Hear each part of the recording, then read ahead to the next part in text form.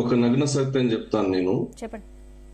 గద్దర్ గారు నరేంద్ర మోడీ హైదరాబాద్ లో పెట్టినటువంటి ఒక సభలో అటెండ్ అయ్యారు. ఆ సమయంలో ఇమీడియట్ ఒక 1 వీక్ లోపే నేను వారి ఇంటికి వెళ్ళాను. ఏందన్నా మరి బీజేపీ పార్టీలో జాయిన్ అవుతున్నారా, లేదా బీజేపీ పార్టీ నుండి ఏమన్నా అవార్డులు అలాంటి ఏమన్నా ఆశిస్తున్నారా అని అడిగితే గద్దర్ అన్న ఒక మాట ఏంటంటే, నల్ల చట్టాలు తెచ్చి 1000 మంది రైతులను పొట్టన పెట్టుకున్నటువంటి ఈ ప్రభుత్వం గోద్రా హత్యాకాండలో 2000 మందిని పొట్టన పెట్టుకున్నటువంటి ఈ ప్రభుత్వము నాకు అవార్డులు ప్రకటిస్తే నేను ఖచ్చితంగా దాన్ని తిరస్కరిస్తానని చెప్పారు. ఒకవేళ గద్దరన్న ఈ రోజు బ్రతికి ఉంటే, ఒకవేళ పద్మశ్రీ అవార్డు ప్రకటించినా లేదా ఏ అవార్డు ప్రకటించినా మొట్టమొదటగా తిరస్కరించే వ్యక్తి కావచ్చు నేను. ఎందుకంటే ప్రత్యక్షంగా అడిగినప్పుడు నాకు చెప్పిన సమాధానం.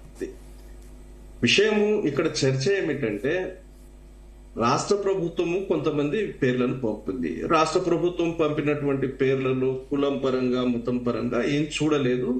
తెలంగాణ రాష్ట్రం కొరకు పోరాటం చేసినటువంటి వాళ్ళలో వివిధ రంగాలకు చెందినటువంటి వాళ్లకు ఇవ్వాలని రాష్ట్ర ప్రభుత్వం కొంతమంది పేర్లను పంపింది. రాష్ట్ర ప్రభుత్వం పంపినటువంటి పేర్లు కాకుండా ఇంకో 2 వ్యక్తులకు వచ్చింది. వచ్చిన విషయంలో ఎవరెవరి గురించి ఏం మాట్లాడలేదు, ఎవరెవరి గురించి వ్యతిరేకించలేదు. బండి సంజయ్ నేనైతే చాలా హ్యాపీగా ఫీల్ అవుతున్నా. ఎన్ని రోజులు 2 రాష్ట్రాలు ప్రశాంతంగా ఉన్నాయి, ఈయన నోరు విప్పుతలేడు కాబట్టి ప్రశాంతంగా ఉన్నాయి అనుకున్నా. మళ్ళా నోరు విప్పాడు. ఇతని మాటలు వెనకాల ఖచ్చితంగా బండి సంజయ్ వ్యాఖ్యలపై ఇప్పుడు తెలంగాణలో పెద్ద దుమారం రేగుతోంది. బండి సంజయ్ గారు ఏ ఉద్దేశంతో ఈ వ్యాఖ్యలు చేశారు? భావజాలం ఉన్న వ్యక్తులకు చంపాడు అనే ఒక ఆరోపణ చేస్తున్నాడు.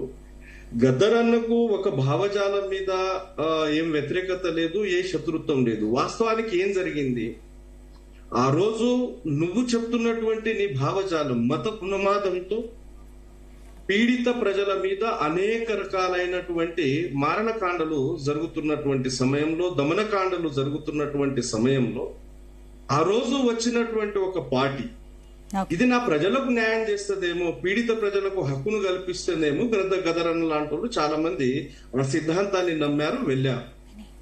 నువ్వు చెప్తున్నటువంటి నీ భావజాలం ఆ రోజు మత ఉన్మాదంతో ఎంతమందిని పొట్టన పెట్టుకోలేదు, మత ఉన్మాదంతో కుల ఉన్మాదంతో గ్రామ స్థాయిలో ఎంత అరాచకాలు చేయలేదు.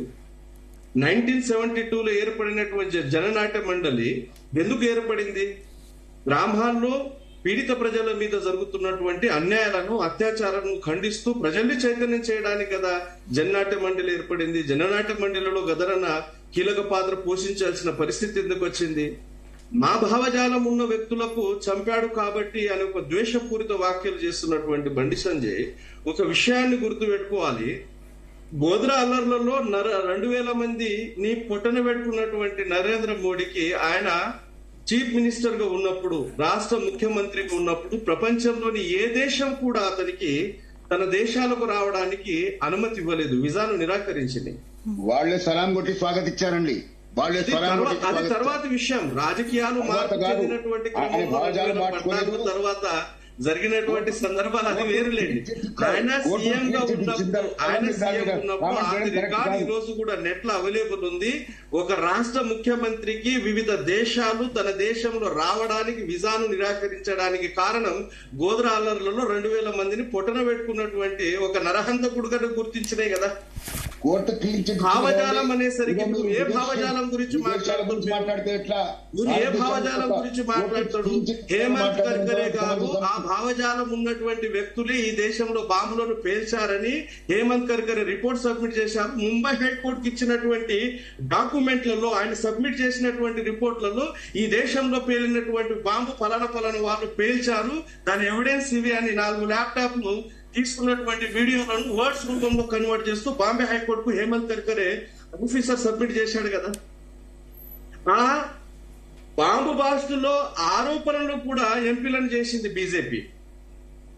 ఏ భావజాలం మీద గురించి మాట్లాడుతున్నాడు బండి సంజయ్? హేమంత్ కర్కరే ఒక పోలీస్ అధికారే కదా ఇచ్చిన రిపోర్ట్, నేను ఇచ్చింది కాదు కదా. ఒక వ్యక్తి వ్యక్తిగతంగా ఇచ్చింది కాదు. డిపార్ట్మెంట్ పరంగా ఆయన ఇన్వెస్టిగేషన్ లో ఈ దేశంలో బాంబు పేలినాయి, బాంబు ప్రాథమిక కారణాలు వీళ్ళు అని గుర్తించి ఆధారాలు సేకరించి ముంబై హైకోర్టుకు ఆయన ఆధారాలు సబ్మిట్ చేశారు. ఆ భావజాలంతో కదా ఈ దేశంలో బాంబులు పేలుడు జరిగినాయి. ఆ భావజాలం ఉన్న వ్యక్తులకు చంపాడు కాబట్టి అని ద్వేషపూరిత వ్యాఖ్యలు చేసి ఈ రాష్ట్రంలో ఉన్నటువంటి వాతావరణాన్ని చెడగొట్టే ఒక ప్రయత్నం జరుగుతుంది. దీని వెనకాల అత్యంత రహస్యమైన ఎజెండా, బీజేపీ ఎజెండా ఉంది. ఆ భావజాలం అన్నది రానున్న ఎలక్షన్ ఏ భావజాలం గురించి మాట్లాడుతున్నారు మీరు? రాజ్యానికి వ్యతిరేకంగా ఈడబ్ల్యూజీ వాళ్ళు ఎందుకు ఎన్కౌంటర్ చేస్తున్నారు?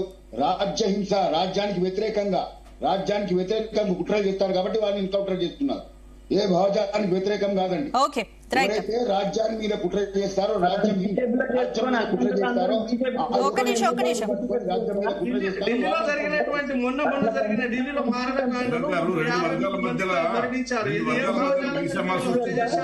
గద్దర్ గారు 2 వర్గాల మధ్య వైషమ్యం సృష్టించాడు. ప్రజల్ని చైతన్యం చేసిండు. భావజాలంతో సంబంధం లేదు సార్. తిలక్ గారు భావజాలంతో సంబంధం లేదు సార్. ఓకే వెంకటస్వామి గారు ఒక్క నిమిషం సార్, ఒక్క నిమిషం. సంబంధం లేదు. దానికి ఆన్సర్ ఇవ్వండి. అంటేనే తిలక్ మీరు ఎప్పటి నుంచి పనిచేస్తున్నారో తెలియదు. ఆర్ఎస్ఎస్ 30 సంవత్సరాలు పనిచేస్తున్నాను. ఓటు గురించి వ్యతిరేకంగా మాట్లాడినారు. మాట్లాడతాను జయరామ్ గారు, ఒక్క నిమిషం సార్ మాట్లాడతాను, ఒక్క నిమిషం. వ్యతిరేకంగా పాటలు పాడిన వ్యక్తికి మీరు గద్దర్ గారికి రాష్ట్ర ప్రభుత్వం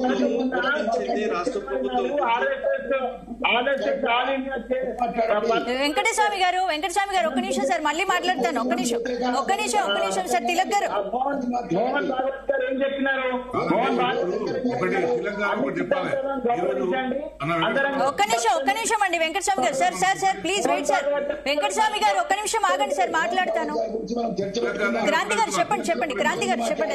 బండి సంజయ్ గారు మాట్లాడింది బండి సంజయ్ వ్యక్తిగత అభిప్రాయమా, బీజేపీ అభిప్రాయమా చెప్పాలి. మీ అభిప్రాయం అట్లా ఉంటే కానివ్వండి.